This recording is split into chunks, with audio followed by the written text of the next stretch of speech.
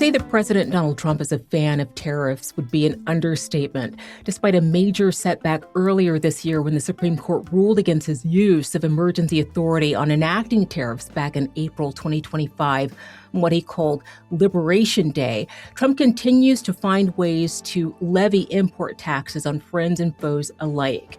That includes a whopping 50% levy aimed at Canada, which, if negotiations fail, will go into effect tomorrow, August 19th.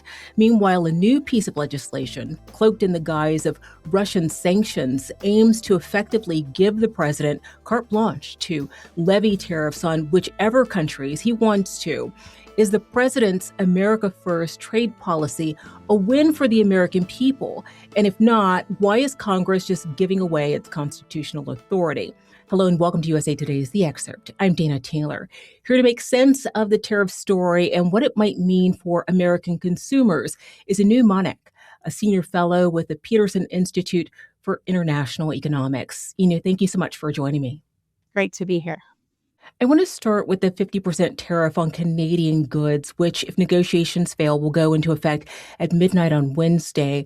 These tariffs would effectively undermine the very trilateral trade agreement that the first Trump administration negotiated and signed at USMCA. Is this just political theater here, or what's at the heart of this threat, do you think? Well, I think a lot of this is happening in the shadow of ongoing discussions over the USMCA agreement. That's the US-Canada-Mexico agreement that was negotiated and signed by President Trump in his first term. Now, that was not renewed this year when the deadline had passed on July 1st, and the parties had been trying to negotiate what a future agreement would look like. Now, Canada has not had a separate formal process to negotiate those terms, unlike Mexico, which has, and they've had several meetings already. So there is some tension there about whether or not Canada has been as committed to this process as Mexico has, and some frustration on the United States side about coming to some sort of conclusion there. So I think if you're looking at these new tariffs that have been threatened by President Trump, there's a really good chance that these are additional leverage in those negotiations to try to conclude that deal well before the year is over. Assuming these negotiations do fail, what kinds of imports will these tariffs apply to, and what might their impact be on the American consumer and economy in general? Well, it's really interesting when you're looking at the way that these tariffs spread out. The new tariffs target a lot of specific products, but cover about 5% of overall Canadian imports to the United States. And unlike previous tariffs, there's no exemption for Canadian products that comply with the trade agreement. But there are exemptions for things like energy, potash, and products subject to tariffs under the national security tariff actions and other goods such as fish or critical minerals. So the president is not targeting products that the United States really depends on Canada for. But importantly, if you're looking at those targeted products, they make up about 0.5% of U.S. imports. So the effect here at home overall is going to be small, also because those are products that we can import from other places. 80% of Canada's exports will continue to be duty-free. Now, if you look at where those other tariffs are hitting, alcoholic beverages such as wine, beer, and spirits. A range of other goods are also targeted, such as wood and paper products, things like greaseproof paper, kitchen and tableware and bamboo items, machinery and electrical equipment, and also some sporting goods. So at this point, it's really hard to tell what the overall price effect will be. We'll have to see what happens if these tariffs actually go into effect. But because it covers such a small portion of U.S. imports, we're not expecting this to be a major impact here at home in the United States. Unlike other tariffs we'll talk about in a second, these new Canadian tariffs are being authorized under a novel argument using the Smith-Hawley Act. Why is that noteworthy? So this is a really interesting piece of legislation. Congress passed what is called Section 338 of the Smith-Hawley Act in 1930. It was to give the president the authority to impose tariffs if a foreign country discriminates against U.S. products, but it's relative to how it treats products made by third countries. The law basically allows the president to enact the tariffs up to 50% to offset the burden or disadvantages created by that kind of discrimination. Now, if we're looking historically, This law has never been used to impose trade restrictions. There is one instance where there was a finding of discrimination that was made by the president with regard to Germany and Australia in 1935. But in that case, no action was ultimately pursued. Now, the primary purpose, I think, if we had to unpack that of the law, was to encourage other countries to provide similar treatment for U.S. trade as it did to other countries. And that seems quite different here than what the administration may be trying to do. So what's really interesting about the use of this is the first time President Trump, as you said, this is the first time that we're starting to hear a little bit more about the potential of how this could be applied. But the bottom line is that there's no really clear understanding of what the process is with this statute and what the impact of it will be in terms of how it plays out over time. As I mentioned at the top, the Supreme Court ruled against Trump's Liberation Day tariffs earlier this year, and that's resulted in roughly $166 billion worth of refunds being issued. Are consumers likely to see any of that money? Well, those tariffs that were overturned by the Supreme Court have continued to be litigated in terms of companies trying to get refunds. And this has been a slow process. Importantly, it was importers that paid a lot of those tariffs. Some of that cost was passed on to consumers.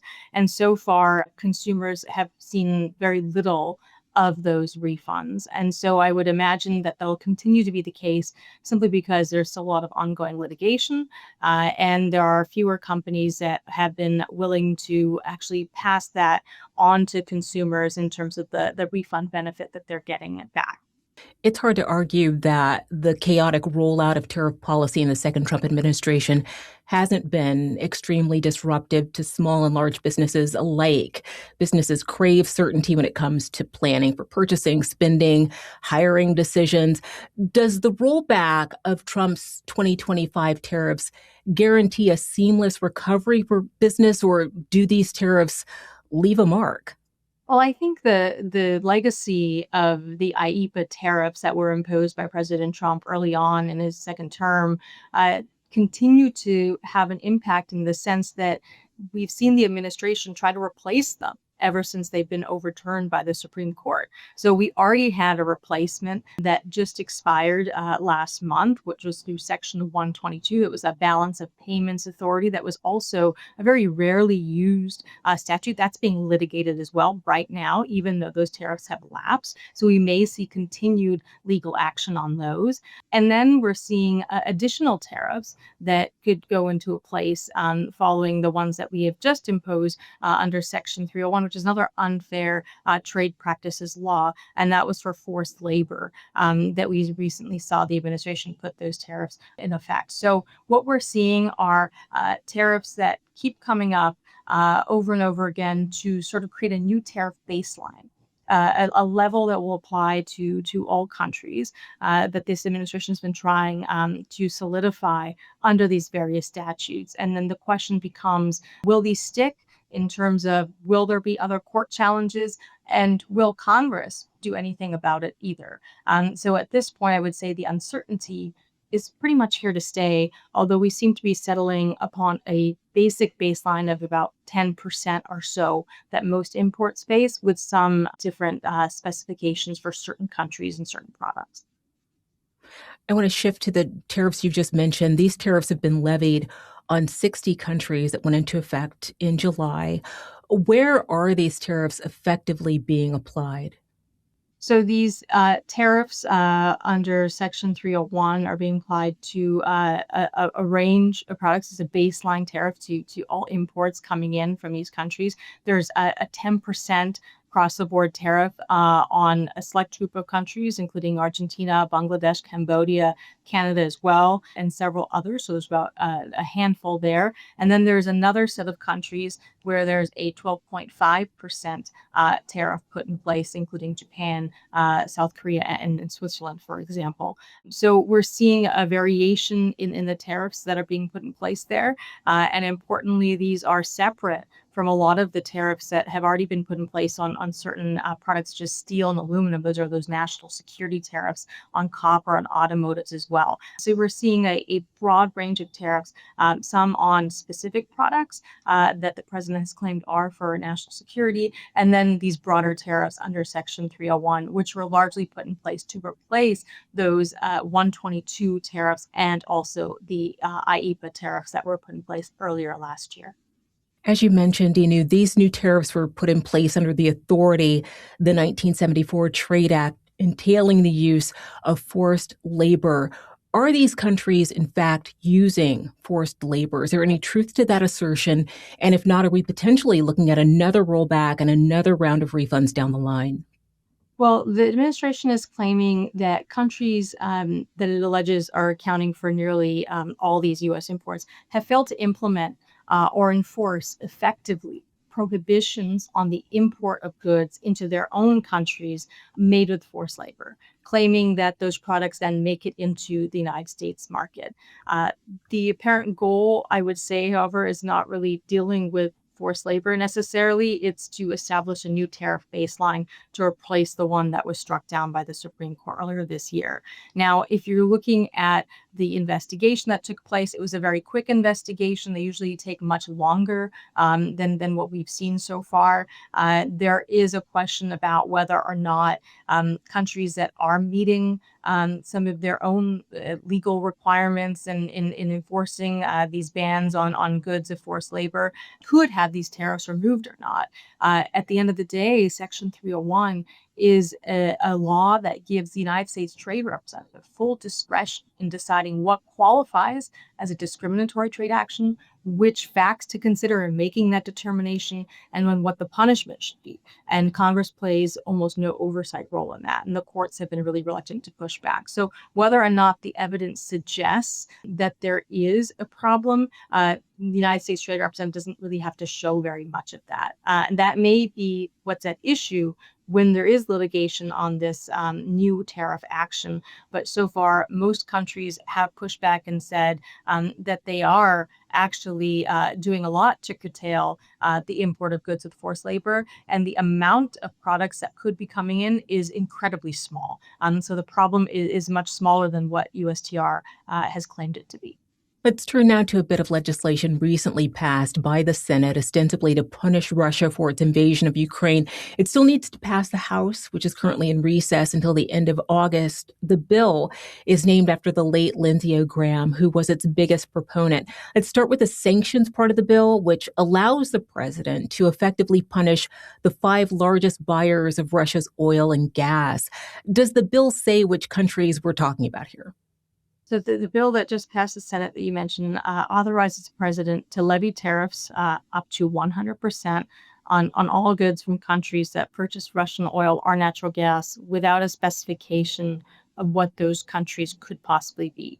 Now, importantly, this is really beyond what any current trade law really allows in terms of the rate of the tariffs, the scope of the coverage, and discretion to the president in deciding the tariff action against whatever countries he decides. There's also virtually no role for Congress. If this power is given away, there will be no way for Congress to actually easily get it back. There was plenty of discord over the bill when it was in the Senate. Senator Paul and Senator Wyden both tried to include an amendment that would strip the bill of the tariff authority in particular, but that failed by a 64-32 floor vote. However, it's important to note that a third of the Senate favored stripping the tariff language, which tees up the debate that's likely to take place in the House itself. Now, if this were to pass the House, it would be a massive expansion of presidential tariff power and a major delegation of congressional authority over tariffs that would take us back to the uncertain world before the Supreme Court ruling in the Learning Resources versus Trump, which was what overturned the IEEPA tariffs. So I think that that's an important thing to keep in mind. But also, it's important to keep in mind that these tariff provisions are entirely unnecessary.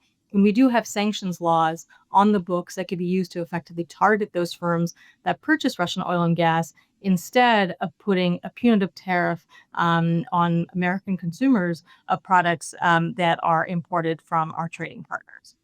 The bill also gives the president waiver authority. What is that?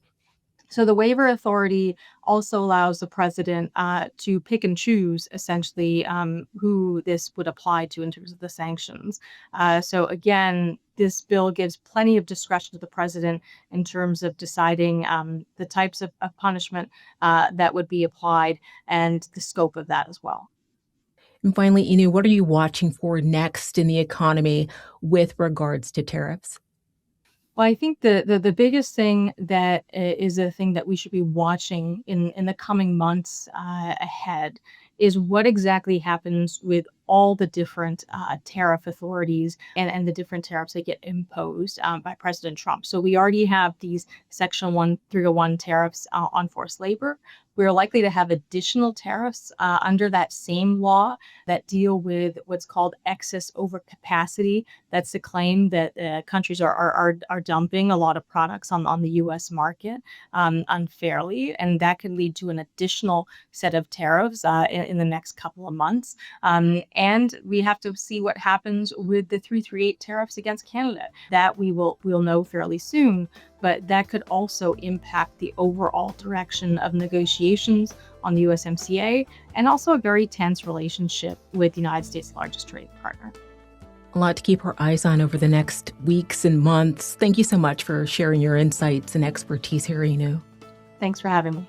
Thanks for watching. I'm Dana Taylor. I'll see you next time.